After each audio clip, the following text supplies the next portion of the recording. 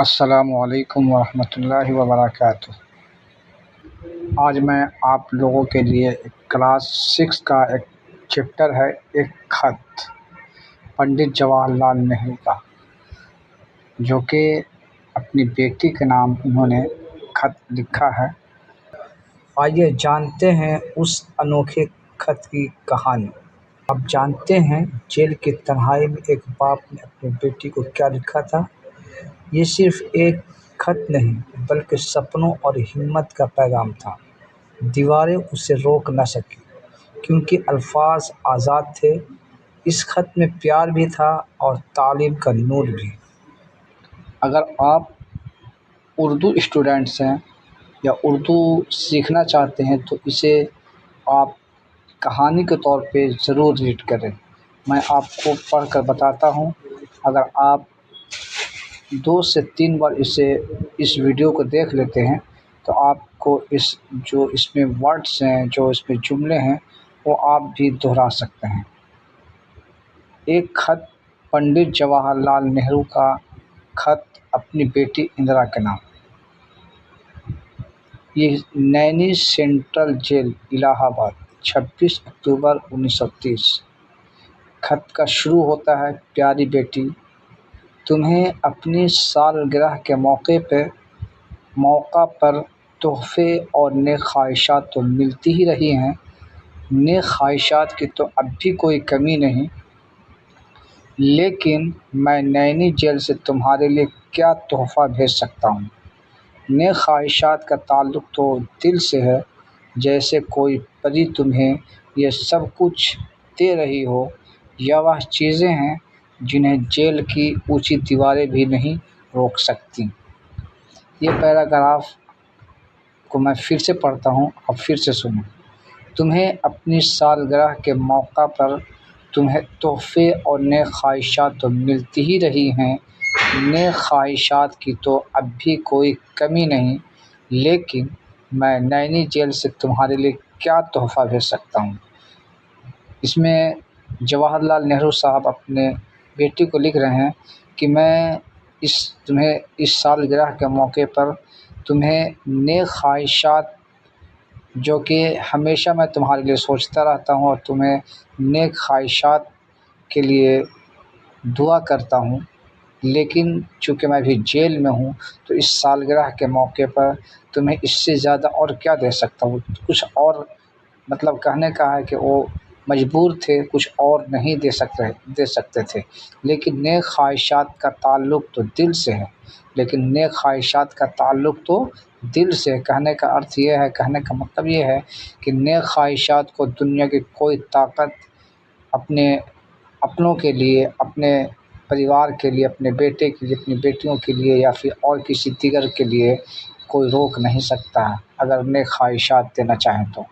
جیسے کوئی پری تمہیں سب کچھ دے رہی ہو۔ یہ ایک کہانی کا ایک مطلب ان کا جو سمجھانے کا طریقہ ہے، وہ بتا رہے ہیں کہ یہ جیسے تمہیں کوئی فرشتہ تمہیں یہ سب کچھ پری بولے یا فرشتہ بولے تمہیں دے رہی ہو۔ یہ وہ چیزیں ہیں جنہیں جیل کی اونچی دیواریں بھی نہیں روک سکتی۔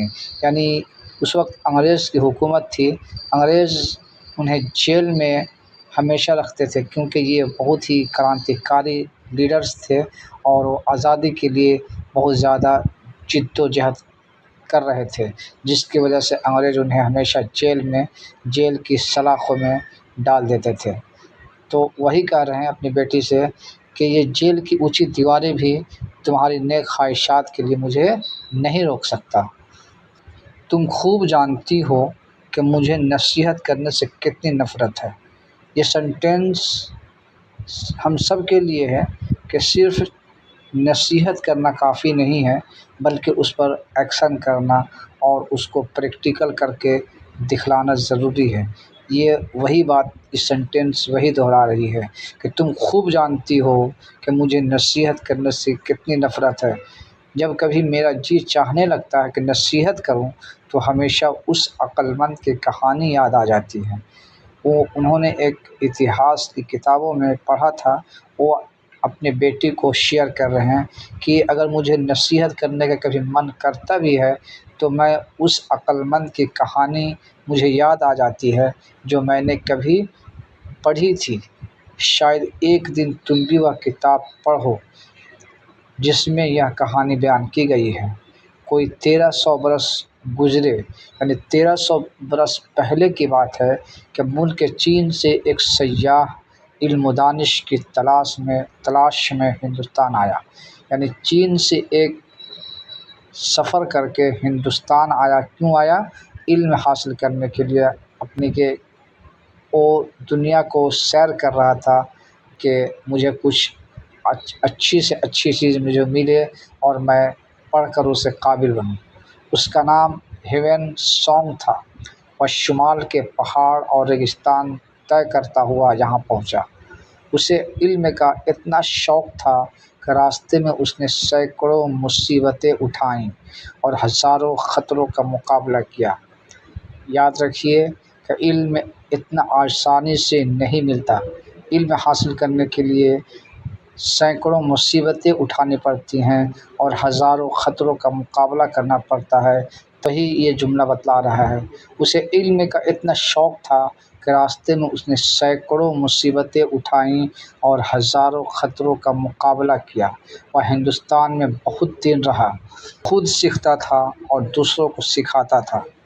یہ سینٹینس، یہ جملے ہم سب کے لیے یاد دلا رہا ہے کہ سیکھنا بھی ضروری ہے، اور پھر اگر آپ سیکھے ہوئے ہیں تو دوسروں کو شیئر کرنا بھی ضروری ہے، یعنی دوسروں کو بھی سکھانا ضروری ہے۔ اس کا زیادہ تر وقت نالندہ ودیا پیٹھ میں گزرا۔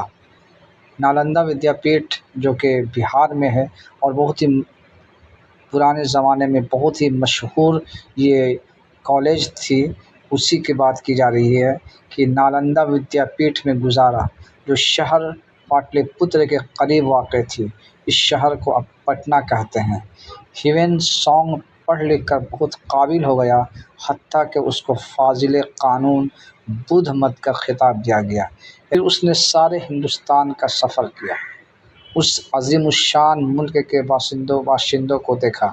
یعنی ہندوستان میں جب آیا تو اس عظیم الشان ملک کے باشندوں کو دیکھا بھالا اور ان کے بارے میں پوری معلومات حاصل کی۔ اس کے بعد اس نے اپنا سفر نامہ لکھا، یعنی کہ پورا جو ہندوستان کا جو سفر کیا اس میں کیا کیا انہوں نے دیکھا، کیا کیا حاصل کیا، کیسے کیسے لوگ رہتے تھے، اور یہاں کے آب و ہوا، یہاں کے کلچرز اور یہاں کے لوگوں کے بارے میں اس نے اپنے سفر نامہ میں پوری کتاب لکھ ڈالی۔ اس کتاب میں وہ کہانی بھی شامل ہے جو اس وقت یاد آئی۔ کون کہہ رہے ہیں؟ جواہر لال نہرو کہہ رہے ہیں کہ اس کتاب میں جو میں نے پڑھا تھا اس میں ایک کہانی شامل ہے جو اس وقت مجھے یاد آئی اور میں تمہیں بتا رہا ہوں۔ یہ ایک شخص کا قصہ ہے جو جنوبی ہند سے شہر کرنا سونا میں آیا۔ ایک جگہ کا نام ہے شہر کرنا سونا میں آیا۔ یہ شہر صوبہ بہار بھاگلپور کے آس پاس کہیں تھا۔ ہیوین سانگ نے سفر نامے میں لکھا ہے کہ ایک شخص اپنے پیٹ کے چاروں طرف تانبے کی تختیاں باندھے رہتا تھا، سر پر ایک جلتی ہوئی مشعل رکھتا تھا، ہاتھ میں ڈنڈا لیے ہوئے اکڑ اکڑ کر چلتا تھا، اور اس عجیب و غریب انداز میں بڑی شان سے ادھر ادھر گھومتا پھرتا تھا۔ جب کوئی اس سے پوچھتا کہ آخر آپ نے کیا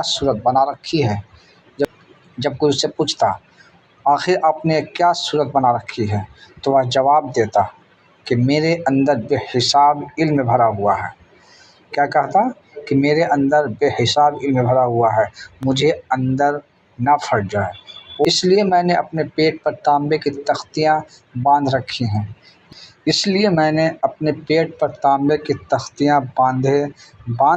ہیں۔ اور چونکہ تم سب لوگ جہالت کے اندھیرے میں رہتے ہو، مجھے تم پر ترس آتا ہے، اس لیے میں ہر وقت اپنے سر پر مشعل لیے پھرتا ہوں۔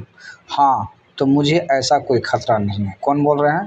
یہ جواہر لال نہرو صاحب بول رہے ہیں کہ میرے اندر اس بندے کی طرح تو مجھے ایسا کوئی خطرہ نہیں ہے، جس کی وجہ سے میں پیٹ پر تانبے اور سر پر دیا جلائے پھروں اور ہاتھ میں ڈنڈے لیے پھروں۔ مجھے ایسا بالکل بھی میرے کو خطرہ نہیں ہے۔ ہاں تو مجھے ایسا کوئی خطرہ نہیں ہے کہ بہت زیادہ علم و حکمت سے پھٹ جاؤں، اس لیے مجھے اپنے پیٹ پر تانبے کی تختیاں باندھنے کی ضرورت نہیں ہے، اور یہ بھی چاہتا ہوں کہ میری عقل میرے پیٹ میں نہیں ہے، بلکہ جہاں کہیں بھی ہو اس میں اتنی گنجائش ہے کہ بہت کچھ اور سما سکے۔ اور جب میری عقل محدود ہے تو میں کیسے ایک عقل مند آدمی بن کر دوسروں کو مشورہ دوں؟ اس لیے یہ جاننے کی کوشش کرتا ہوں کہ کیا صحیح ہے اور کیا غلط، کیا کرنا چاہیے اور کیا نہ کرنا چاہیے۔ اس بحث مباحثے سے کبھی بھی کوئی سچائی نکل آتی ہے، اس لیے میں نصیحت نہیں کروں گا۔ پھر کیا کروں؟ خط باتوں کی جگہ نہیں لے سکتا، چونکہ یہ اپنی بیٹی کے سالگرہ کے موقع پہ ایک خط لکھ رہے ہیں، اور خط جو ہے کہ آپس میں جس طریقے سے بات ہوتی ہے وہ خط میں وہ چیز نہیں آ پاتی ہے، بلکہ ایک طرفہ ہوتا ہے۔ جو کچھ سامنے ان کو نظر سمجھ میں آتا ہے وہ لکھا جاتا ہے۔ تو اس لیے کہہ رہے ہیں کہ اس لیے میں نصیحت نہیں کروں گا۔ پھر کیا کروں؟ خط باتوں کی جگہ نہیں لے سکتا، کیونکہ یہ یک طرفہ ہوتا ہے۔ اس لیے میں اگر کوئی بات کہوں اور وہ تم کو نصیحت لگے تو اسے کڑوی گولی سمجھ کر مت نگلو، بس یہ سمجھو کہ میں تم کو مشورہ دے رہا ہوں، اور گویا ہم تم آمنے سامنے بیٹھے بات کر رہے ہیں۔ میں نے تم کو لمبا سا خط لکھ ڈالا، ابھی بہت سی باتیں باقی ہیں۔ اتنی باتیں اس خط میں کیسے آ سکتی ہیں؟ تم بڑی خوش قسمت ہو کہ اپنے ملک کی آزادی کی جد و جہد کو دیکھ رہی ہو۔ تم اس لحاظ سے بھی خوش قسمت ہو کہ ایک بہادر عورت تمہاری ماں ہے۔ اگر تم کو کبھی کسی بات میں شبہ ہو اور یا تم کسی پریشانی میں ہو تو تم کو ماں سے بہتر ساتھی نہیں مل سکتا۔ یہ اپنی بیٹی کو صلاح دے رہے ہیں کہ تم بڑی خوش قسمت ہو کہ جس وقت ملک ہمارا جد و جہد کر رہا تھا، آزادی کی کھوج میں، آزادی کی تلاش میں، لوگ جیلوں کی سلاخوں میں بھرے جا رہے تھے اور لوگ اپنے دیش کے لیے قربانیاں دے رہے تھے، اس وقت اندرا چھوٹی تھی اور اس سب ساری چیزوں کو اپنے آنکھوں کے سامنے دیکھ رہی تھی۔ تو اس لیے ان کے والد محترم جواہر لال نہرو کہہ رہے ہیں کہ تم بڑی خوش قسمت ہو، اور ظاہر سی بات ہے کہ جس وقت ہم غلام تھے، آزاد ملک کے لیے ہم ترس رہے تھے، وہ لوگ جنہوں نے قربانیاں دیں، جنہوں نے محنتیں کیں اور اس کے لیے کوششیں کیں، وہ کتنی خوش قسمت لوگ ہیں۔ آج ہم آزاد ہیں تو ہمیں یہ چیز یاد کرنی چاہیے، ان کو شردھانجلی دینی چاہیے۔ تم اس لحاظ سے بھی خوش قسمت ہو کہ ایک بہادر عورت تمہاری ماں ہے۔ اگر تم کو بھی کسی بات میں شبہ ہو اور یا تم کسی پریشانی میں ہو تو تم کو ماں سے بہتر ساتھی نہیں مل سکتا۔ خط کے آخر میں لکھ رہے ہیں، محبت، نیک ساتھ، خدا حافظ بیٹی، میری دعا ہے کہ تم ایک دن بہادر سپاہی بنو اور ہندوستان کی خدمت کرو۔ جواہر لال نہرو۔